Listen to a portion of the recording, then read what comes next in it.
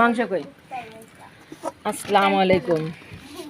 বিরিয়ানি রান্না, গরুর মাংস দিয়ে বিরিয়ানি রান্না। এটাতে দেওয়া হয়েছে টক দই, গুঁড়ো দুধ, টেবিল চামচের 2 চামচ গুঁড়ো দুধ, আর আধা বাটি টক দই, আর বিরিয়ানির মশলা, প্যাকেট মশলা 2টা। এখানে চাল দেওয়া হবে 3 প্যাকেট, 1.5 কেজি না 3 কেজি চাল, 3 কেজি। মাংস কম হয়ে যাবে। যেখানে মাংস আছে কটটু 2 কেজি। অবশ্য মাংসটা একটু কম হয়ে যাবে, থাক, কম মাংস দিয়ে খাওয়া যাবে, অসুবিধা নেই। আচ্ছা, এবারে দাও।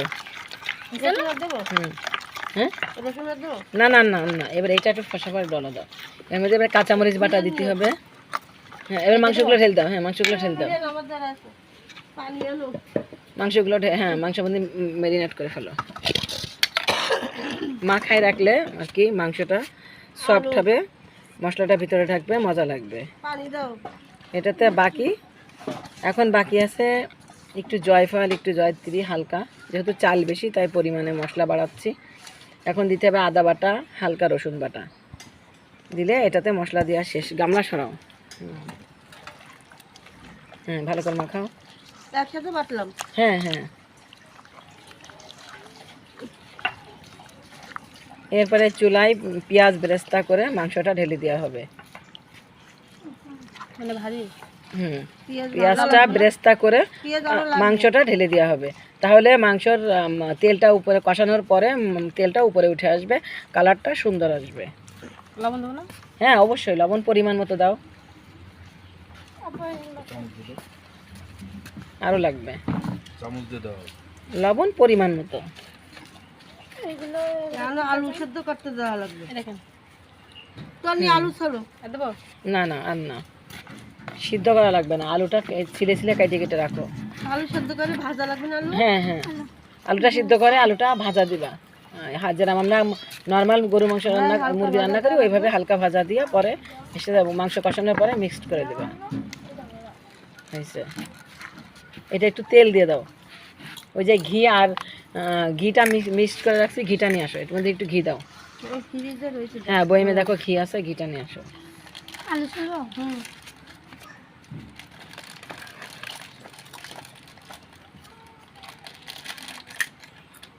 লাস্টে 7-8টা কাঁচামরিচ বেটে দিবা।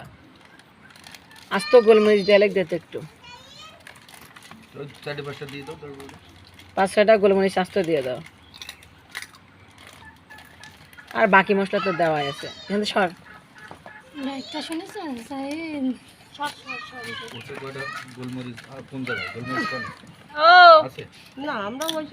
আচ্ছা, না থাকলে দরকার নেই, চামচ দিয়ে উঠাই ফেলো ঘিটা।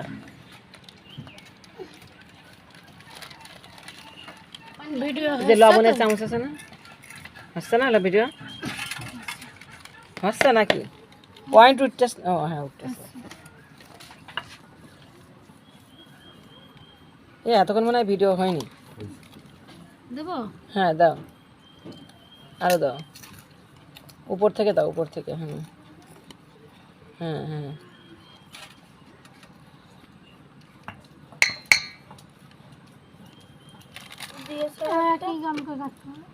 মাঝখান থেকে একটা কাটা দাও, মাঝখান থেকে একটা কাটা দাও। না না দিলেও চলে। হ্যাঁ, এবার মাখায় ফেলো।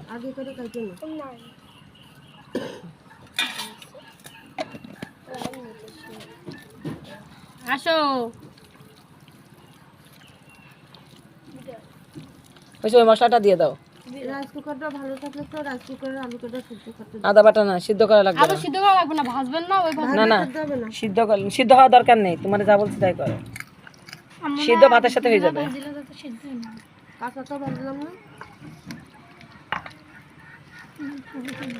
মিক্স করা হয়েছে। এবার ওই বাটা মশলাটা দিয়ে দাও।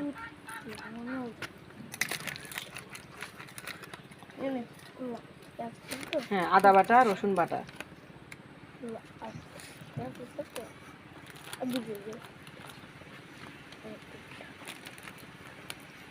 আচ্ছা, ওই জয়পাল জয়ত্রী দেওয়া যায় না, তুমি একটুখানি জিরে বেটে দাও। আর ইয়ে দাও, ওই এবারে কাঁচামরিচ বেটে দাও। যেহেতু 2 প্যাকেট দিচ্ছি, মাংসের পরিমাণ কম, ওগুলো আর দেওয়ার দরকার নেই। হুম এই শুধু একটু বাদাম আছে না ওর মধ্যে, বাদামটা বেটে দাও, জিরের মধ্যে বাদামটা দিয়ে দাও। বাকি বাদামগুলো ভিজলে কুচায়ে ভাতের মধ্যে ছিটাই দিবা, পোলার ভিতরে ছিটাই দিয়ে দিবা।